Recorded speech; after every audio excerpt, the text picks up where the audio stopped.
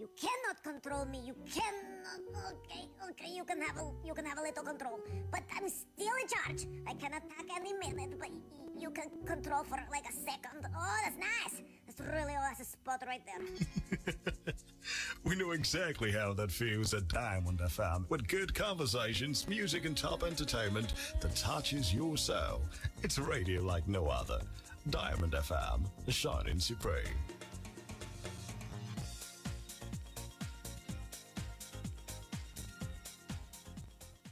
On Diamond 88.7 FM, we give credible, factual, balanced reports at all time. Join us as we take you around the globe on the world news. Diamond 88.7 FM, Ilorin, your shining supreme station. For up-to-date news reported across the globe, be rest assured you're on the right radio dial. Diamond 88.7 FM, Ilorin, your shining supreme station.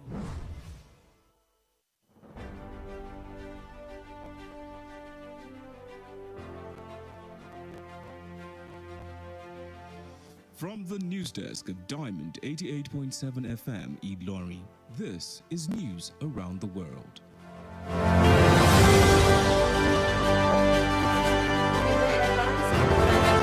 Electoral Commission laments attack on Imo officers. Diamond FM Ilorin expresses appreciation on second year anniversary of our resets annual Ijakadi festival to mitigate rapid erosion of cultural values. On the foreign scene, China scraps virus tracking app as country braces for COVID impact. In sports, Federation of International Football Federation sends referee home. Good evening and thank you for joining us for the news across the world, reaching you from Diamond 88.7 FM. We go, I am Tobi Adebisi. You can listen to us via our website www.diamondfm.net or watch us live on Facebook at Diamond 887 FM and YouTube Diamond FM Ilorin. We'll bring you details of the news after this break. Stay with us. Monkeypox is an illness caused by the monkeypox virus, and it has been detected in Nigeria. It can be spread from person to person through direct contact with body fluids of infected persons or animals. Symptoms of monkeypox includes rash, fever, low energy, muscle ache, and so on. To protect yourself from contracting the virus, ensure that food containing animal meat or parts are properly cooked before eating. Clean and disinfect your environment regularly. Limit close contact with infected people. Your good health is important to us. This message is from Diamond 88.7 FM, Ilorin.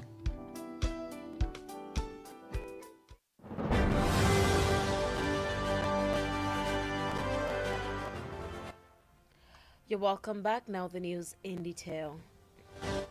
The Independent National Electoral Commission has said that none of the critical election materials was destroyed in the attack on its state headquarters office in Owerri, the Imo State capital, today.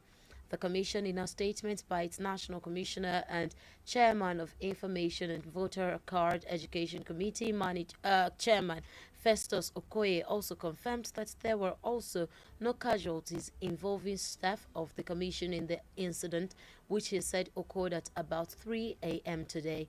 The Commission also describes the attack as yet another systematic attack targeted at the Commission's assets. Festus Okoye added that the incident happened on the day of the permanent voters' cards collection by registered voters ahead of the 2023 general election.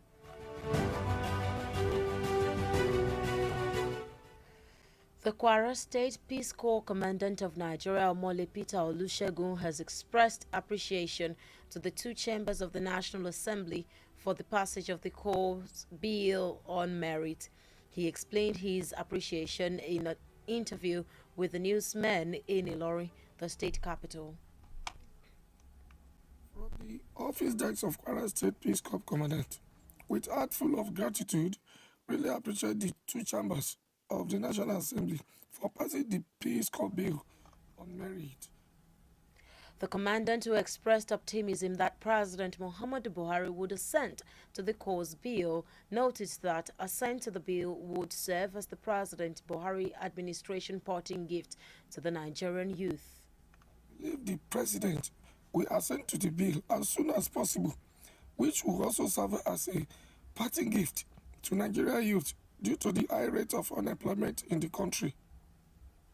It would be recalled that for the second time, the Nigerian Peace Corps NPC establishment bill was on Wednesday, December 7, 2022, passed by the two chambers of the National Assembly, and the bill, among other things, seeks to establish the Nigerian Peace Corps as a body charged with the responsibilities to develop, empower, and provide gainful employment for youths, facilitate peace, volunteerism, community services, neighborhood watch, and nation building. As today marks its second year of broadcasting in Ilorin, the Kwara State capital, the management and staff of Diamond 88.7 FM have expressed appreciation to all esteemed listeners for keeping faith with us. The nation's general manager, Mr. Michael Olarenwaju, stated this in an interview statement today. Mr. Olarenwaju also appreciated all marketers for patronizing us while promising to continue to serve them better with human interest and up-to-date news reportage and audience-friendly programs.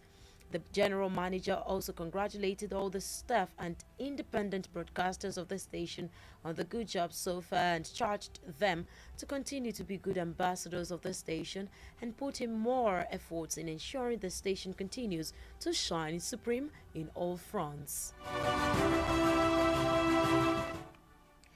The organizers of the Jakadi, the annual cultural fiesta of a people in Kwara State, said this year's edition is taking into consideration consequences of the rapid erosion of cultural values in the society.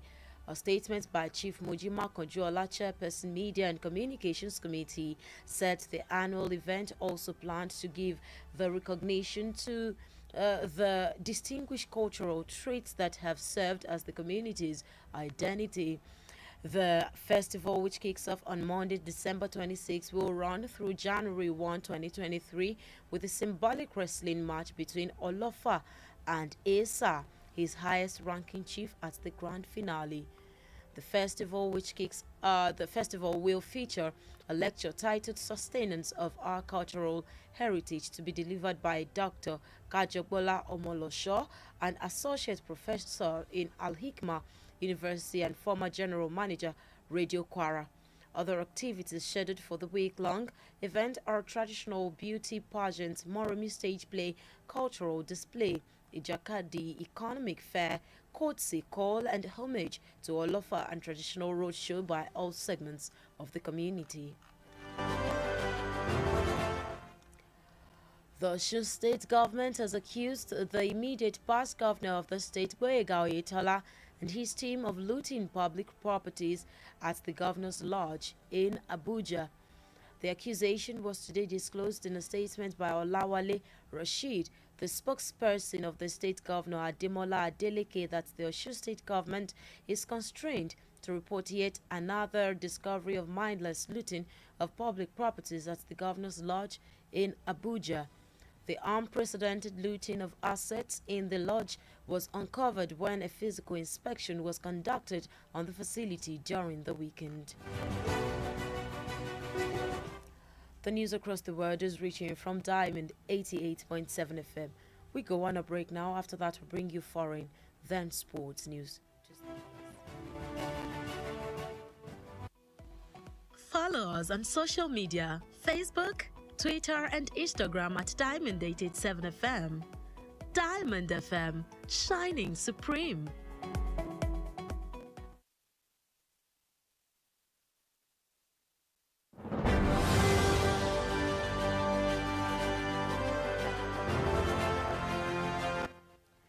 You're welcome back. You're still listening to the news across the world from Diamond 88.7 FM. Now we continue with the rest of the stories, and on the foreign scene, South Africa's President Cyril Ramaphosa is expected to face his toughest test as leader of South Africa's ruling African National Congress ANC party and of the country. Ramaphosa is likely to face a tough impeachment vote in the parliament that could see him disgraced out of the office like immediate predecessor Jacob Zuma, who resigned due to internal party pressure, and Thabo Mbeki, who resigned from office after a formal request from the ANC a decade earlier. Many believed the South African president can win the battle of being the first president to be impeached in post-apartheid South Africa, but the possibility of being sacked this week still remains. Ramaphosa will, however, face the ANC rank and file approximately 5,000 delegates who will attend its elective conference in the economic capital of Johannesburg from December 16 to 20. China has announced it will deactivate a phone app that has tracked people's movements during the pandemic. The national app, which uses phone signals to track whether someone has traveled to an area seen as high risk, will go offline at the end of today, which is the latest policy change that signals that Beijing is abandoning its controversial zero-COVID strategy. But as the scrapping parts of the zero-COVID infrastructure come quickly, there are questions about how the country's health system will handle a mass outbreak. Meanwhile, experts have warned that a lack of experience with the virus and years of media coverage focusing on its dangers and impacts overseas before change could push those who are not in critical need to seek medical care, further overwhelming systems. In the exciting world of sport, referee Mateo Lahoz, who officiated Argentina versus Netherlands match, has been asked to go home. According to report, Lahoz will not be officiating any of the remaining games at the World Cup as he heads home from Qatar. The referee's final game was the aggressive quarter-final clash between Argentina and the Netherlands, where he issued an incredible 15 yellow cards. Lajos's performance did not go down well with either team, with most of Argentina's players particularly vocal about his officiating. With that, we've come to the end of the news across the world, but before we go, here is the recap of the major highlights. Independent National Electoral Commission INEC laments attack on Imo offices. Diamond FM Ilori expresses appreciation on second year's anniversary of our reset annual Ijakadi festival to mitigate rapid erosion of cultural values. On the foreign scene, China scraps virus tracking app as country braces for COVID impact. And in the exciting world of sport, it's exciting for Argentina and Netherlands, but not exciting for the coach as Federation of International Football Federation sends referee home. Did you know that Diamond 87 FM Ilorin began transmission on Saturday, 12th of December 2020? Now you know. And Diamond FM says, as we celebrate our second year anniversary today, we aspire to serve you better with our news and programming.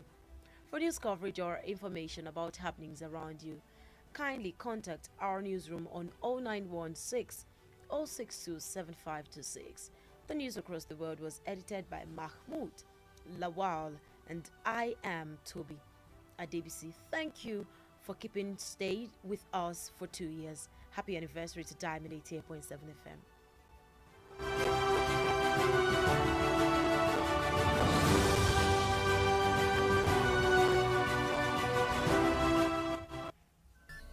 From news to sports, current affairs to entertainment, beautiful music, amazing programs, we got you all covered at Diamond 88.7 FM. Diamond 88.7 FM. Diamond FM Ìlọrin, àwa là ń gbé ìròyìn àwọn ìṣẹ̀lẹ̀, orin àtàwọn amúlùdùn Yorùbá tí ò láfijọ́ ṣe ti aráyé. Láti inú yàrá ìròyìn Diamond 88.7 FM Ìlọrin, ìròyìn àgbáyé.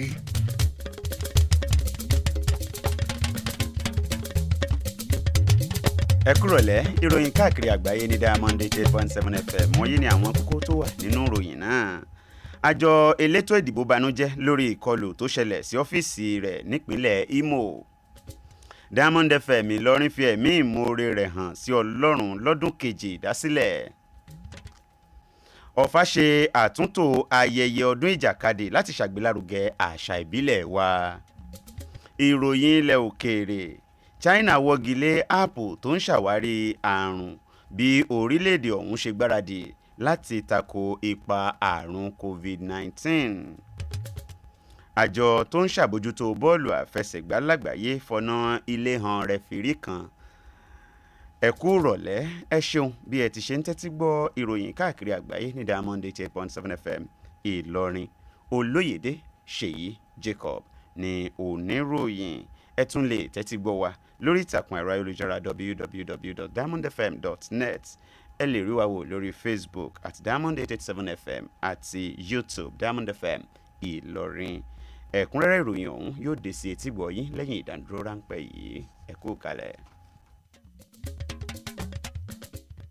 Ǹlẹ́ o ẹ̀yin ẹlẹ́gbẹ́mẹgbẹ́ ẹgbẹ́ mi ti kọ́lé ńlá ó yẹ kémi náà ó ti kọ́ ẹgbẹ́ mi ti rọkọ̀ bọ̀gìnì ó yẹ kémi náà ó ti rà ẹgbẹ́ mi ti ṣègbéyàwó ó yẹ kémi náà ó ti ṣe ẹgbẹ́ mi ti rèlú òyìnbó ó yẹ kémi náà ó ti lọ ẹgbẹ́ mi ti joyè láwùjọ ó yẹ kémi náà ó ti jẹ ó wá dáa bẹ́ẹ̀ bákan méjì nílé ayé ẹgbẹ́ rẹ tó ti dẹni àná ńkọ́ ǹjẹ́ o rántí ẹgbẹ́ rẹ tó wà nípò àìsàn ọ̀pọ̀ ẹgbẹ́ rẹ̀ ń bẹ lọ́gbà ẹ̀wọ̀n ó yẹ kíwọ náà ti lọ ọ̀rẹ́ mi dẹ́kun àti máa wago aláago ṣiṣẹ́ má fàyè rẹ̀ wáyé aláyé adélé ayé la pàdé ọ̀tọ̀ọ̀tọ̀ láàrin wá ìgbà àti àsìkò wà fún oníkálukú ìkànnì Diamond 88.7 FM ló sọ wípé ìgbà lè máa gbà ọ́ lọ́wọ́ lónìí kọ́ sùúrù ìgbà náà ń bọ̀ wá gbà ọ́ ìgbà tiẹ̀ náà ń bọ̀ wá dé má kánjú jọlọ́run lọ. Ọ̀rọ̀ ìmọ̀ràn yín wá láti iléeṣẹ́ Diamond 88.7 FM.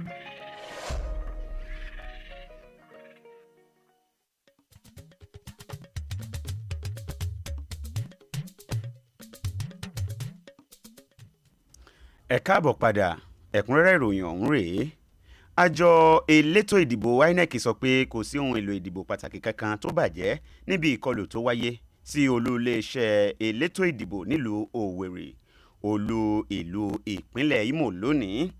Àjọ ọ̀hún nínú àtẹ̀jáde kan láti ọwọ́ kọmíṣánná àti alága ètò ìròyìn àti ìlà olùdìbò lọ́yẹ̀ Festus Okoye fìdí ọ̀rọ̀ múlẹ̀ pé kò sí òṣìṣẹ́ àjọ elétò ìdìbò kankan tó farapa nínú ìṣẹ̀lẹ̀ ìkọlù tó wáyé láago 3 ìdájí òní.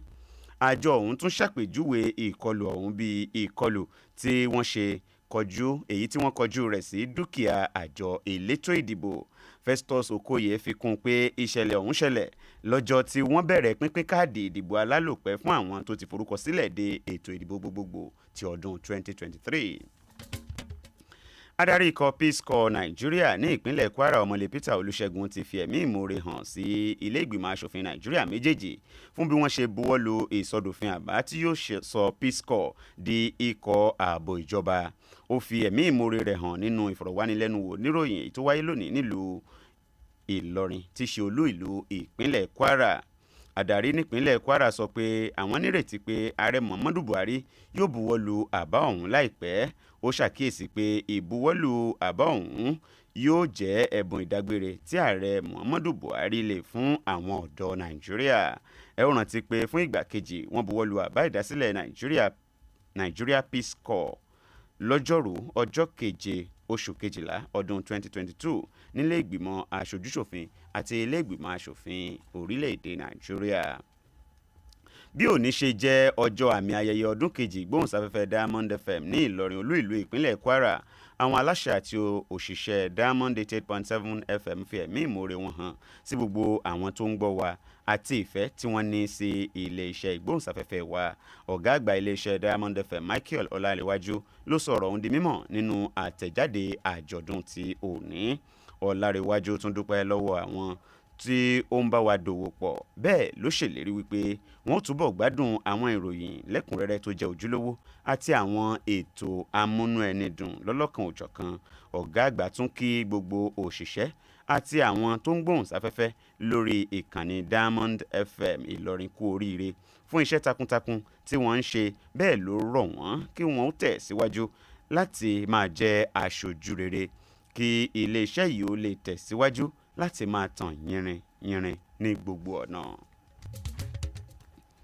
Àwọn alákòóso ọdún ìjàkadì tí máa ń wáyé lọ́dọọdún nílùú Ọ̀fà ìpínlẹ̀ Kwara sọ di mímọ̀ pé ayẹyẹ ti ọdún yìí yóò mójútó ṣíṣe àmójútó ohun tó ń fa bí àṣà ìbílẹ̀ ṣe ń parẹ́ lọ ní àwùjọ wa.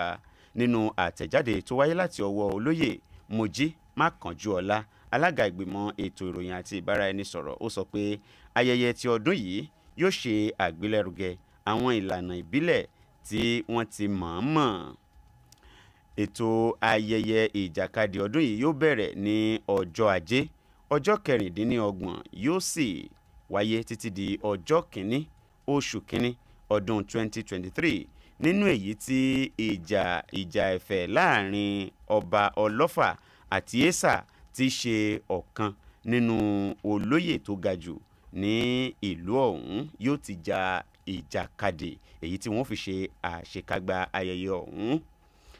Nínú ayẹyẹ ọ̀hún náà ni wọ́n ti ṣètò ìdánilẹ́kọ̀ọ́ èyí tí wọ́n pè ní bí a ṣe lè ṣe ìfẹsẹ̀múlẹ̀ àwọn àṣà àjogúnbá wa, èyí tí dókítà Kájọgbọ́lá Ọmọlọ́ṣọ́ tí í ṣe ọ̀kan nínú àwọn ọ̀jọ̀gbọ́n ní fásitì Àlékímọ́ tó sì tún jẹ́ adarí àgbà nígbà kan rí ní rédíò Kwara yóò ti máa la àwọn èèyàn lọ́yẹ̀. Àwọn ètò mìíràn tí wọ́n ti là kalẹ̀ fún ayẹyẹ ọlọ́sẹ̀ kan ọ̀hún ni ìṣàfihàn àwọn omidan tó rẹwà, eré orí ìtàgé Mọ́remí, ìṣàfihàn àṣà, ìpàtẹ ìjàkadì àti àwọn ohun àṣà mìíràn lọ́lọ́kan òjọ̀kan tó fi mọ́ ijó ìta gbangba ní ẹlẹ́kajẹ̀ka ní agbègbè ọ̀hún.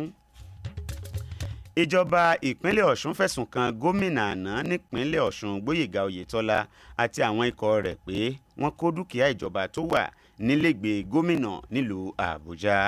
Ìfẹ̀sùnkanni ọ̀hún wáyé nínú àtẹ̀jáde kan lónìí láti ọwọ́ Ọláwálé Rasheed tí í ṣe agbẹnusọ gómìnà Adémọ́lá Adélékè pé ìjọba ìpínlẹ̀ Ọ̀ṣun yóò túbọ̀ jábọ̀ ohun tó jẹ́ tìjọba tí àwọn kan jí kó nílégbèé gómìnà nílùú Àbújá. Àṣírí kíkó ẹrù nílé ìjọba tú lásìkò tí wọ́n ṣe àbẹ̀wò sí dúkìá ìjọba ìpínlẹ̀ Ọ̀ṣun nílégbèé gómìnà tí ń bẹ nílùú Àbújá lópin ọ̀sẹ̀. Ìròyìn káàkiri àgbáyé lẹ́ ń tẹ́tí sí ní Diamond 88.7 FM Ìlọrin. Ìròyìn yóò tẹ̀ síwájú lẹ́yìn ìdánudúró ráńpẹ́ yìí. Àròyìn ẹ má yí kúrò.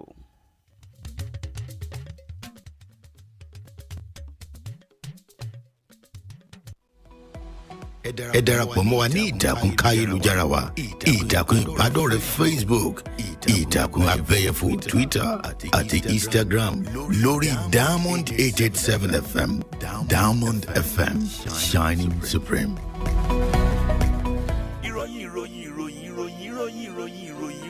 Ìròyìn ẹ̀kúnrẹ́rẹ́ láti ilé iṣẹ́ Diamond FM.